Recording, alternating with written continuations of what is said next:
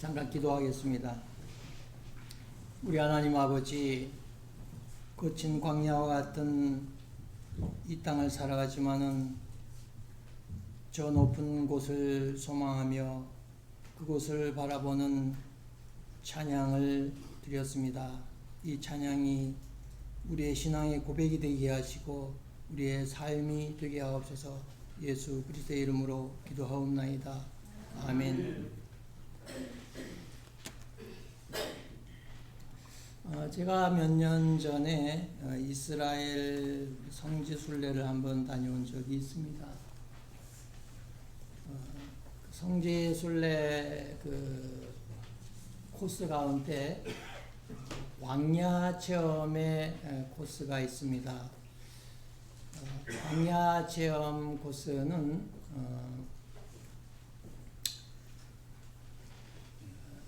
그 광야에 나가서 또 하루 혹은 이틀 텐트를 치고 거기서 야영을 하는 그런 프로그램인데, 저는 이제 그 광야 체험은 하지 못하고 또 다른 광야 체험인데, 그것은 오프로드 트랙을 집차를 타고 가는 겁니다. 비포장도로 뭐 언덕도 있고 뭐 산길도 있는데 거기를 한 4시간 정도 이렇게 타고 가는 코스입니다. 야영이든 혹은 오프트랙을 달리든지 간에 이것은 광야가 이런 곳이구나 하는 것을 체험하게 하는 그런 프로그램입니다. 사실 우리가 정글은 이게 아주 숲이 우거지고 진짜 앞이 보이지 않는 울창한 그런 데를 정글이라 그러잖아요. 또 아니면 아주 바위가 있고 높은 산악지대, 또 아니면 우리 광야, 윌더니스, 이 광야라고 말할 때에는 정글하고도 좀 다르고 산악지방도 하고도 좀 다르고 약간의 어떤 사막과 같은 그런 느낌을 우리가 받게 됩니다. 풀도 없고 물도 없고 그저 자갈, 모래, 흙, 바위 이런 것들이 있는 데가 바로 이제 광야인데, 우리가 가끔은 우리의 인생을 광야와 같다 그런 말을 표현합니다. 우리의 인생길이 광야와 같다. 그 얘기는 우리의 인생길이 그렇게 넉넉하지 않다는 겁니다. 우리의 인생길이 거칠고 살아가기에 열악한 그런 환경을 이야기하고자 할 때에 우리의 인생이 광야와 같다 그런 표현을 합니다. 이스라엘 백성이 애굽에서 나와서 40년 광야 생활을 했다 그렇게 말하는 것도 그 40년 동안에 열악한 자연의 환경 속에서 그들이 40년을 보냈다는 얘기잖아요. 거기에는 집도 없고 마을도 없고 먹을 것도 없고 물도 없고 나무도 없고 이런 데가 광야잖아요. 그래서 우리 인생이 광야와 같다 그럴 때는 우리는 그와 같은 열악한 또 거친 힘들고 어려운 그런 환경을 살아가는 것이 인생이다. 그래서 어쩌면 사람들이 축복된 복된 인생을 소망하고 또 형통한 삶을 위해서 기도하는 것도 우리의 삶이 그렇지 못하기 때문에, 형통하지 못하기 때문에 거친 그런 환경이기 때문에 축복을 원하고 또 형통한 삶을 원하는지도 모릅니다. 우리가 항상 그런 광야와 같은 삶은 아마 아닐지 몰라요. 정말 먹고 자고 의식주에 걱정이 없는 때도 있고요. 또 아무 근심 걱정 없는 때도 있지만, 우리는 가끔은 우리의 인생에서 광야와 같은 삶에 내몰릴 때가 있다는 겁니다. 먹는 거 걱정하고, 잠자는 거 걱정하고, 입는 거 걱정하고, 생명에 사느냐 죽느냐 하는 문제,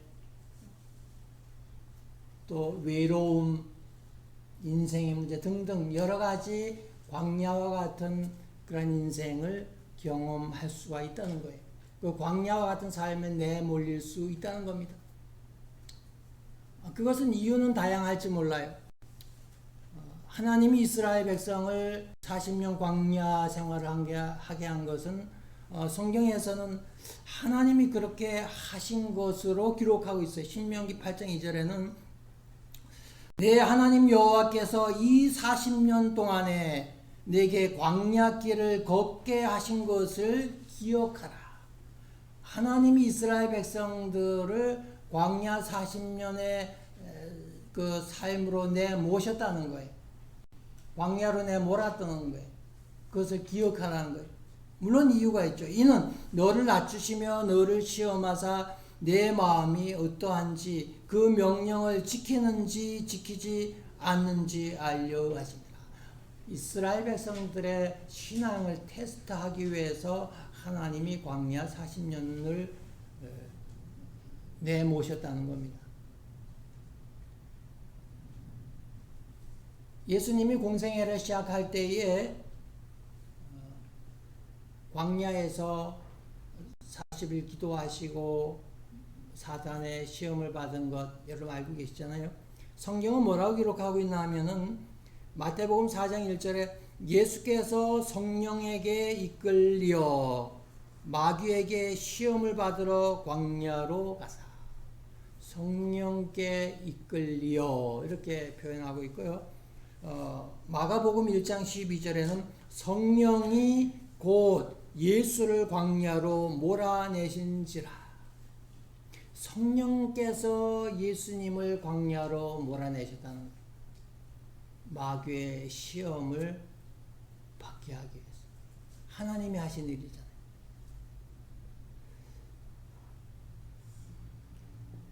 우리가 광야로 내몰리는 그런 삶이 때로는 우리의 믿음을 위해서 하나님이 그렇게 광야의 삶으로 내모실 수 있다는 겁니다.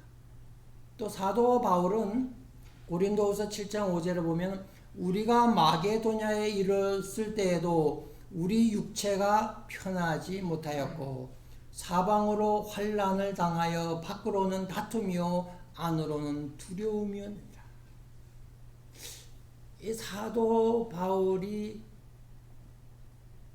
육체의 두려움, 마음의 두려움, 육체의 편하지 못한 그런 환경 속에 내몰렸던 이유는 복음을 전했기 때문에 복음을 전하는 과정에서 광야와 같은 험난한 그런 환경 속에 목숨이 위험한 환경 속에 들어갔다는 거예요.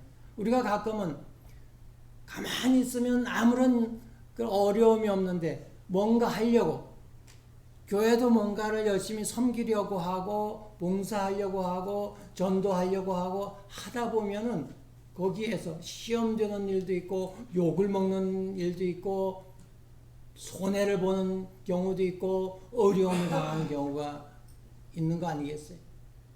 가만히 있으면 아무런 어려움이 없는데 주를 위해서 뭔가 하려고 하는 과정 가운데서 또 우리는 광야와 같은 거친 세상을 경험할지도 모르는 겁니다. 또 어떤 때는 우리가 욕심을 부려서 뭔가 좀 내가 욕심을 부리다가 내가 광야와 같은 삶으로 내 스스로 빠져들지도 몰라요. 욕심 때문에 욕심에 이끌려 미혹되어서 시험에 들 수도 있다는 겁니다. 그건 내 잘못이잖아요. 내가 욕심을 가지고 욕심을 부리고 내가 좀 많은 것을 가지려 하고 나를 위해서 뭔가를 하려고 하다 보면은 내가 시험에 빠지게 되고 내 스스로가 구렁텅이에 빠질 수 있다는 거예요. 광야로 내 스스로 미끄러져 갈 수 있다는 겁니다. 그러나 분명한 것은 하나님이 나를 광야로 내모셨던 내몰았던, 아니면 내가 선한 일을 하고 복음을 전하고 주의 일을 하려고 하는 과정 가운데서 내가 광야로 들어갔던, 아니면 내가 잘못해서 실수로 아니면 욕심 때문에 내가 광야 길을 접어들었다 할지라도 우리는 그 광야에서 벗어나야, 그 광야 길에서 믿음으로 신앙으로 이기고 극복해야 되는 거예요. 왜 그런지 알아요? 나에게 어려움이 와서 광야 길을 가는 동안은 이 환경이 그래서 내가 어쩔 수 없이 내 믿음을 포기했습니다. 근데 그게 이유가 되느냐 하는 거예요. 주님 앞에 서면 이유가 안 돼요. 끝까지 견디는 자가 구원을 얻는다, 이렇게 이야기하는 겁니다. 예수님은 그 말씀, 씨 뿌리는 그 비유를 말씀하신 적이 있는데, 마태복음 13장 20절에 보면 돌밭에 뿌려졌다는 것은 말씀을 듣고 즉시 기쁨으로 받되 그 속에 뿌리가 없어 잠시 견디다가 말씀으로 말미암아 환난이나 박해가 일어날 때에는 곧 넘어지는 자요. 가시떨기에 뿌려졌다는 것은 말씀을 들으나 세상의 염려와 재물의 유혹에 말씀이 막혀 결실하지 못하는 자요. 어떻든 이유가 어떻든 나에게 주어진 환경이 어떻든 돌밭이든 자갈밭이든 가시떨기든지 간에 그 열매를 맺지 못하면은 그 결과는 나에게는 비참한 결과가 오잖아요. 열매를 맺어야 된다는 거잖아요. 신앙의 열매. 끝까지 견디는 자가 구원을 얻게 된다. 계시록 7장 16절에는 그들이 다시는 줄이지도 아니하며 목마르지도 아니하고 해나 아무 뜨거운 기운에 상하지도 아니하리니 이는 보좌 가운데 계신 어린 양이 그들의 목자가 되어 생명수샘으로 인도하시고 하나님께서 그들의 눈에서 모든 눈물을 씻어 주실 것입니다. 어떤 사람이 끝까지 믿음을 지킨 사람, 비록 내가 광야와 같은 세상에 내몰린다 할지라도 거기서 끝까지 믿음으로 승리하고 이긴 사람에 한해서 이 세상의 모든 괴로웠던 것들을 이긴 사람, 극복한 그런 믿음의 사람들에게는 주님이 어떻게 그 눈에서 눈물을 씻겨준다.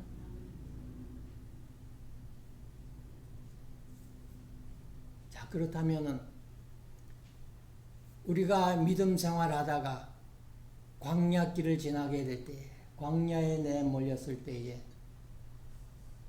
내가 어떻게 믿음을 지킬 거냐, 내가 어떻게 믿음으로 이기고 극복해낼 거냐 하는 겁니다. 그것이 모든 그리스도인들에게 숙제입니다. 과제예요. 실패하면 안 됩니다. 오늘 광야로 내몰렸던 한 사람, 광야에 내몰렸지만은 믿음으로 승리했던 이 다윗을 통해서 우리가 광야를 지날 때에 혹은 광야로 내몰렸을 때에 어떻게 내 믿음으로 승리할 수 있는지, 이길 수 있는지 교훈을 얻고자 하는 겁니다. 시편 63편 거기 보면은 부제가 달려 있습니다. 다윗의 시, 유다 광야에 있을 때에. 이 시를 다윗이 지었고 언제 지었냐면은 다윗이 유다 광야에 있는 동안에 지었다 라고 하는 겁니다. 그러면 다윗이 광야, 유다 광야는 그 요단강과 사해 서쪽, 그 다음에 그 예루살렘을 중심으로 한 동쪽, 그 사이에 쭉 이어진 광야가 유다 광야입니다. 이 다윗이 광야 생활을 한 기록은 한 3번 정도 이렇게 성경에 나오는데, 첫 번째는 어렸을 때의 목동이었습니다. 양을 칠 때 광야에 가서, 들에 가서 양을 치잖아요. 어렸을 때 목동 생활하면서 광야 생활을 했고, 두 번째는 사울 왕에게 쫓기어서 광야에서 10여 년을 숨어 지냈던 시절이 있습니다. 그때 광야 생활했고, 세 번째는 다윗이 왕이 된 후에 아들 압살롬이 반역을 해서 아버지 다윗을 예루살렘 왕궁에서 몰아냅니다. 그리고 자기가 왕의 자리에 앉아. 그리고 다윗 왕은 쫓겨서 어디로 가느냐? 유다 광야로 가는. 이 세 번의 어떤 다윗이 광야 생활을 했는데, 오늘 그 중에 이 시편 63편은 다윗이 왕이 된 후에 아들 압살롬이 반역을 해서 쫓겨서 내몰려서 광야로 갔던 그때로 볼 수 있습니다. 마지막 절에 보면 왕은 하나님을 즐거워하리니, 나는 왕으로서 하나님을 즐거워하리니. 왕이 된 후에 지금 광야에 내몰린 상황이라 우리는 그렇게 이해할 수가 있습니다. 그래서 아들에 의해서, 반란에 의해서 광야로 내몰려 갔던 이 다윗이 광야에서 어떠한 믿음의 태도를 보여주었느냐 하는 거예요. 자, 1절에 보면은 하나님이여 주는 나의 하나님이시라. 주는 나의 하나님이시라. 그러면서 내가 간절히 주를 찾되 물이 없어 마르고 황폐한 땅에서 내 영혼이 주를 갈망하며 내 육체가 주를 앙모하나이다. 자, 지금 이 광야에 있으니까 광야 뭐예요? 목이 마르잖아요. 물이 없어서. 먹을 것이 없잖아요. 그러면 사람들이 광야에서 무엇을 찾아요? 이스라엘 백성이 애굽에서 나와서 홍해를 건너가가지고 한 3일쯤 가니까 물이 없어 목이 마르니까 목말라 죽겠다고 아우성이잖아요. 우리가 하루만 물을 안 마셔도 갈증이 나면은 견딜 수 없어요. 이 광야로 내몰린 다윗이 갈증이 나는 건 당연하잖아요. 그럼 물을 찾아야지. 근데 다윗이 뭘 찾았어요? 주는 하나님이잖아요. 내가 간절히 주를 찾되 물이 없어 마르고 황폐한 땅에서 내 영혼이 주를 갈망하며, 물이 없는 황폐한 땅에서 내가 물을 갈망하며가 아니고 주를 갈망했다고. 내 육체가 주를 앙모하나니, 내 영혼이 주를 찬양할 뿐만 내 육체가, 내 영혼은 주를 갈망할지라도 내 육체는 물을 찾아야 되는데 내 육체조차도 주를 앙모했다. 주를 간절히 바라고 주를 찾았다고 하는 거죠. 광야에 내몰렸던 다윗이 광야에서 믿음으로 이기는 첫 단계가 주를 찾았다는 거, 주를 갈망했다는 거. 우리 가스펠송 하나 한번 불러볼까요? 목마른 사슴.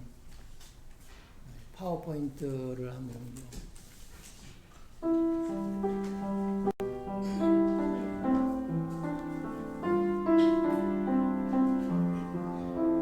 넘겨주세요. 목마른 사슴 시내 물을 찾아 내리듯이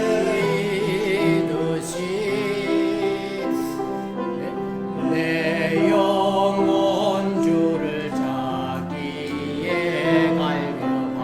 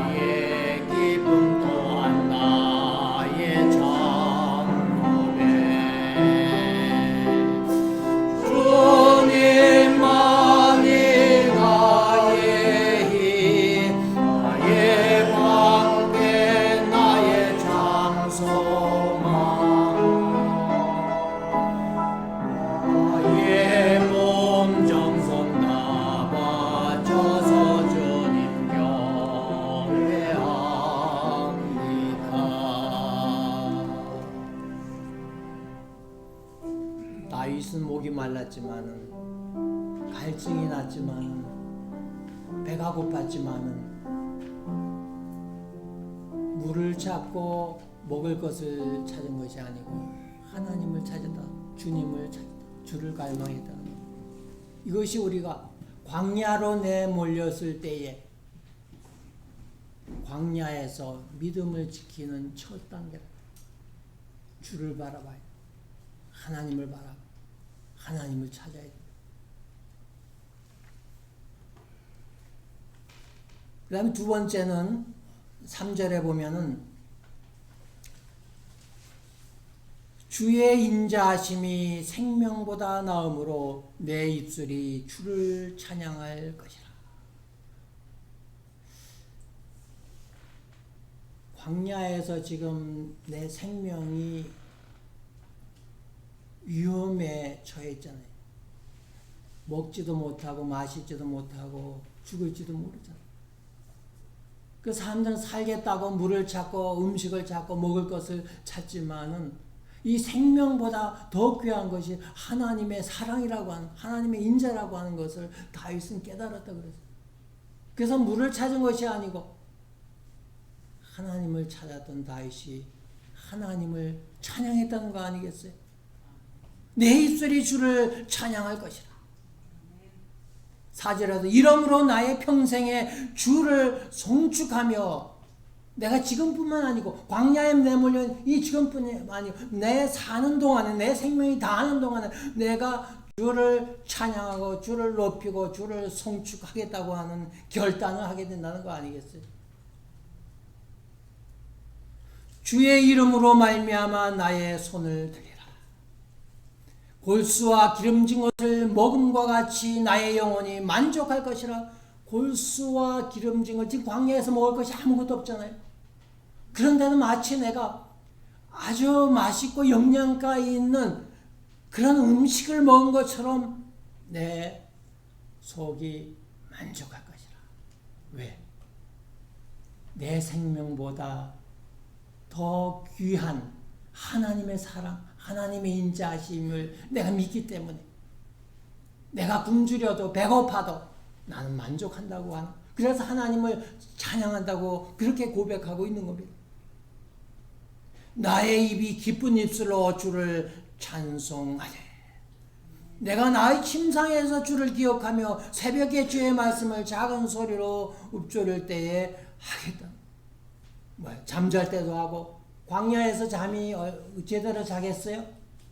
침대도 아니고 바위 밑에서 아니면은 흙바닥에서 잠을 잘지도 모르겠는데 거기에서도 하나님을 기억한다고, 주를 기억하고 새벽에 일찍 잠이 깨서도 하나님의 말씀을 묵상한다고 하는, 읊조린다고 하는 거죠.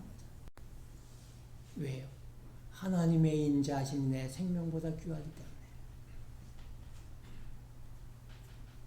그래서 광야로 내몰렸지만 다윗은 하나님을 찬양했다고 하는, 지금뿐만 아니고 평생에 하나님을 찬양하겠다고 결단까지 내리게 된다는 겁니다. 8절에는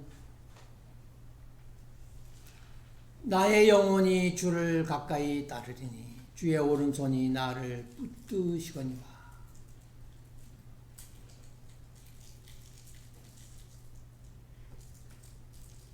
나의 영혼이 주를 가까이 따르다.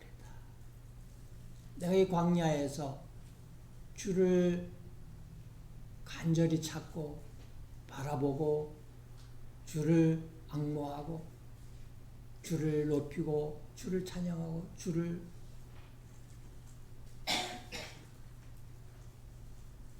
송축하는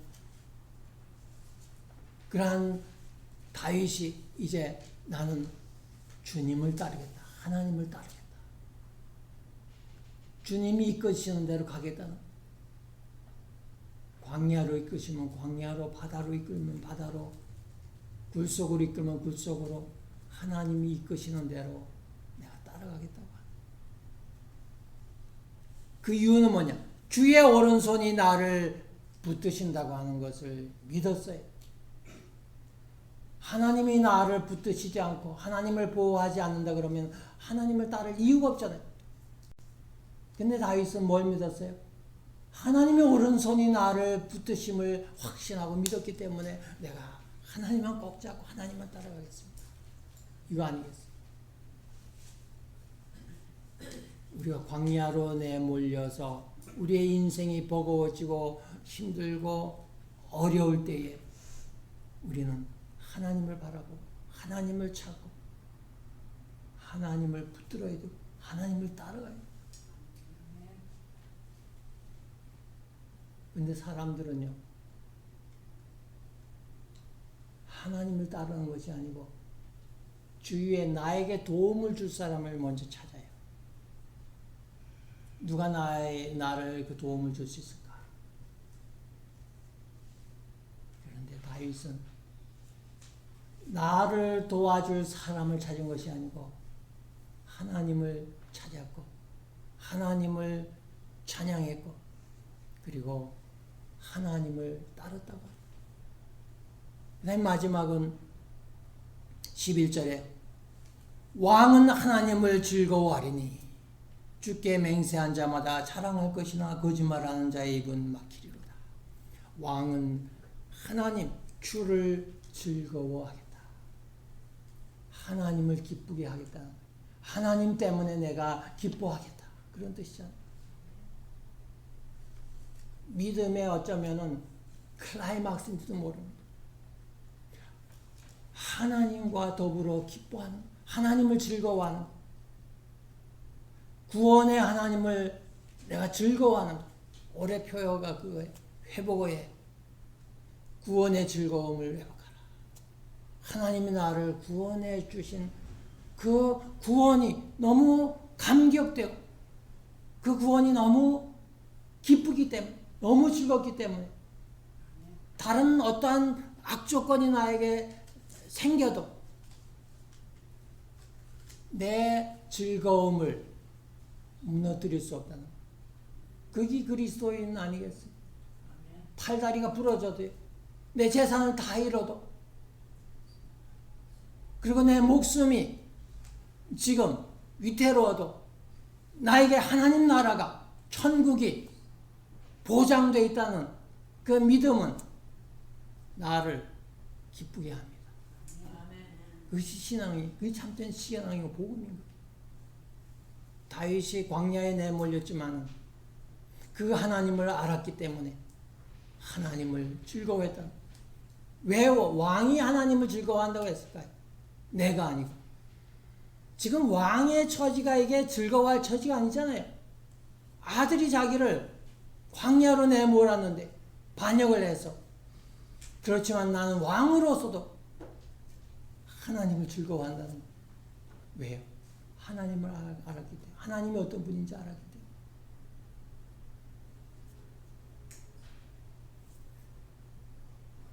말씀을 이제 정리하도록 하겠습니다. 우리는 광야길에 내몰릴 때가 있잖아요.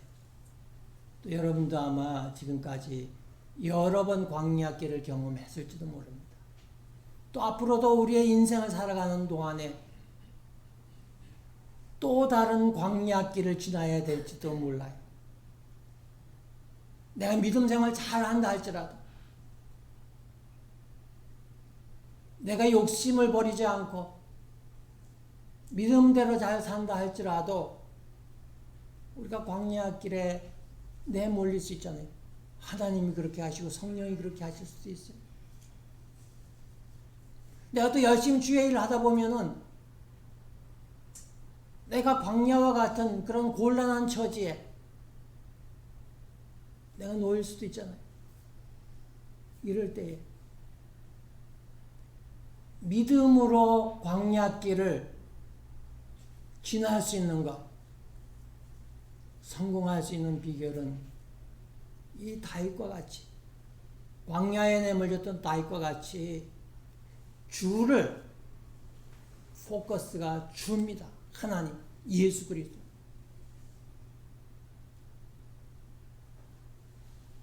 내가 간절히 주를 찾되 내 영혼이 주를 갈망하고 주를 앙모하고 주를 바라고 주를 찬양하고 주를 송축하고 주의 말씀을 기억하고 주를 가까이 하고 주를 즐거워. 주라는 하나님을 하고 하나님을 바라고. 근데 다윗이요, 하나님을 보지 않고 사람을 봤으면 어떨까요? 자기 아들을 보면 어떤 생각이 들었을까요? 자기 아들이 반란을 일으켜갖고 자기 아버지 왕을 내어쫓고 대신 왕이 됐어요. 그 아들을 바라보면은 다윗은 미쳤을 거예요. 속에서 화가 나서 견디지 못했을 거예요. 당장이라도 가서 달려가서 죽였을지도 몰라요.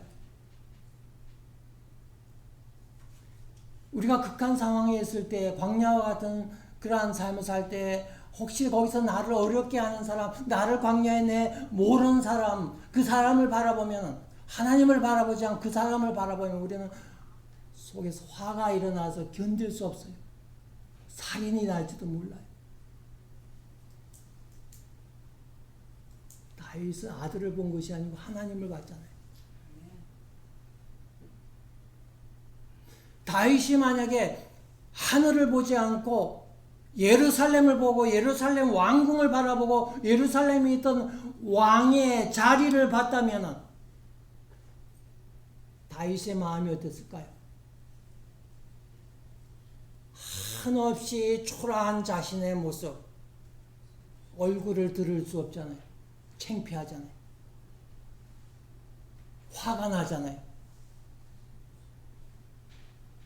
다윗은 예루살렘을 본 것도 아니고 왕궁을 본 것도 아니고요, 왕의 자리를 본 것도 아니고 하나님을 봤다는 거예요.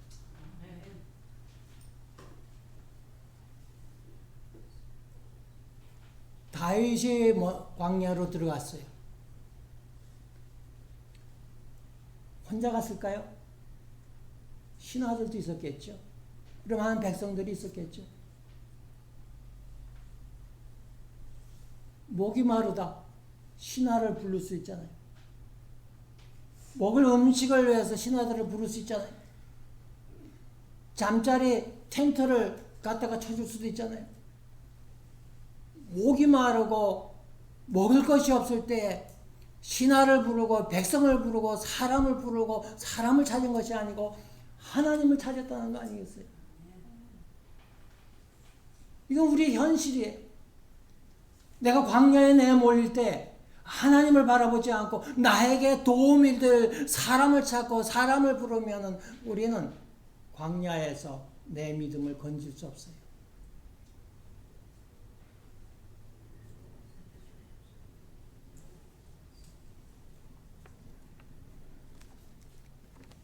시편 50편 1절에는 환난 날에 나를 부르라. 내가 너를 건지리니 내가 나를 영화롭게 하리라. 환난 날에 어려운 때에 누구를 부르라고? 하나님을 부르라. 시편 121편에는 내가 산을 향하여 눈을 들리라. 나의 도움이 어디서 올까? 나의 도움은 천지를 지으신 여호와에게서로다.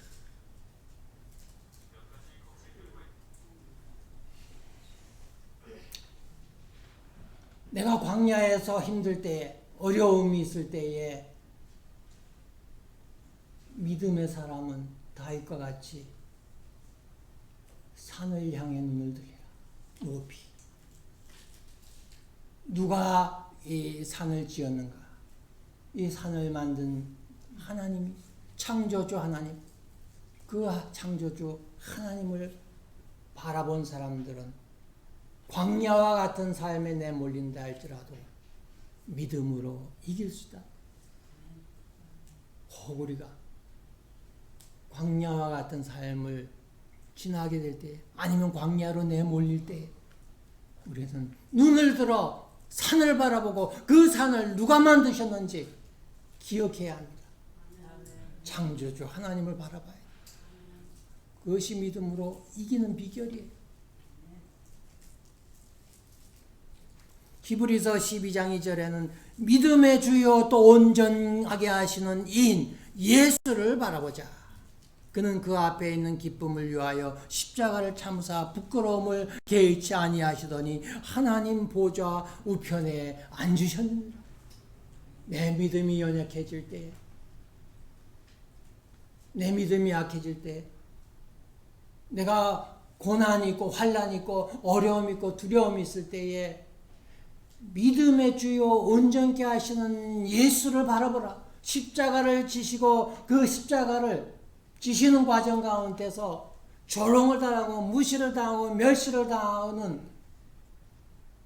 그리고 십자가의 고통을 견뎌냈던 예수를 하나님은 높이 들어서 하늘 보좌 우편에 앉으셨던 것을 보라는 거예요. 나에게 환난이 있고 어려움이 있고 두려움이 있고 근심이 있고 고난이 있을 때에 십자가를 지시는 예수를 바라보면 나도 그와 같이 견디고 이기고 나면은 하나님 앞에 갈 때 우리에게는 영광이 있다는 거예요. 천사들이 우리를 받든다고 하는 거예요. 하나님 보좌 우편에 예수님을 앉혔듯이 우리를 하나님이 하늘의 영광의 자리에 앉게 한다고 하는 거예요. 그것이 오늘 광야에 내몰렸던 우리의 삶 가운데서 이길 수 있는 비결 중에 하나, 예수를 바라보라는 거예요. 우리가 예수를 바라보고 하나님을 바라보면요,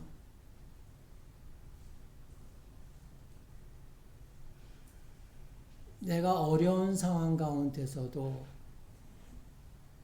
마음의 족함을 느낍니다. 다윗이 광야에서 목이 마르고 음식이 없지만 하나님을 바라볼 때에 만족이 있었다고 표현하잖아요.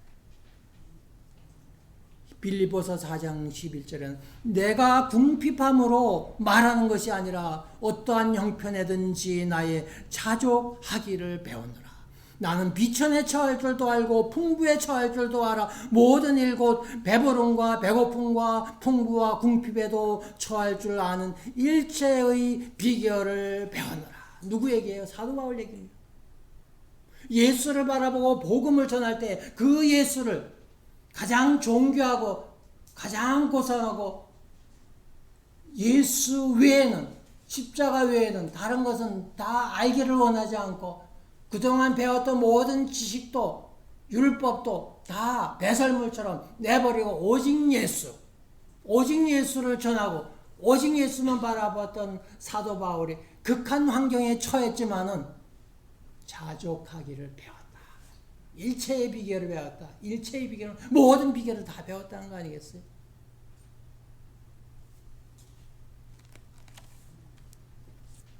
예수를 바라보고 하나님을 바라보면 어떠한 환경에도 만족이 느껴질 뿐만 아니라 때로는 내 약한 것까지 자랑거리가 되죠. 사람들은 약한 것을 숨기려고 하잖아요. 내 약점을 감추려고 합니다. 잘난 것만 드러내고 다 그러잖아요. 자녀들이 여럿 있어. 그 중에는 잘된 자녀도 있고 그렇지 않은 자녀도 있어. 그러면 잘 안 된 자녀 얘기는 안 합니다. 자기 얘기만 하죠. 자기 인생을 돌아보면요, 내가 굴욕적인 순간도 많이 있었고 내가 자랑스러웠던 순간도 있는데 사람들은 굴욕적인 순간 잘 얘기 안 합니다. 자기가 자랑스러웠던 얘기하죠. 1등 얘기, 2등 얘기는 하는데요, 자기가 좀 아래 등수 밀렸던 얘기는 안 하죠. 그런데 하나님 바라보고 예수 바라보면은 약한 것도 부끄럽지 않아요. 사도 바울 볼까요? 고린도후서 11장 23절에 나는 더욱 그러하도다. 내가 수고를 넘치도록 하고 옥에 갇히기도 더 많이 하고 매도 수없이 맞고 여러 번 죽을 뻔하였으니 유대인들에게는 40에 하나 감한매를 5번 맞으며 3번 태장으로 맞고 1번 돌로 맞고 3번 파선하고 일주야를 깊은 바다에서 지냈으며 여러 번 여행하면서 강의 위험, 강도의 위험, 동족의 위험, 거짓 형제 중에 위험을 당하고 또 수고하며 애쓰고 여러 번 자지 못하고 줄이며 목마르고 여러 번 굶고 춥고 헐벗어노라. 내가 부득불 자랑할진대 내가 약한 것을 자랑하리라. 예수를 바라봤기 때문에, 하나님을 바라봤기 때문에 광야와 같은 험악한 세상에서 환난과 궁핍과 가난과 위험과 이와 같은 극한 상황에 몰렸지만은 하나님을 바라보고 주님을 바라볼 때에 약한 것까지도 자랑스럽다. 내가 약할 때에 그리스도의 능력이 내 속에 머무는 것을 경험했다.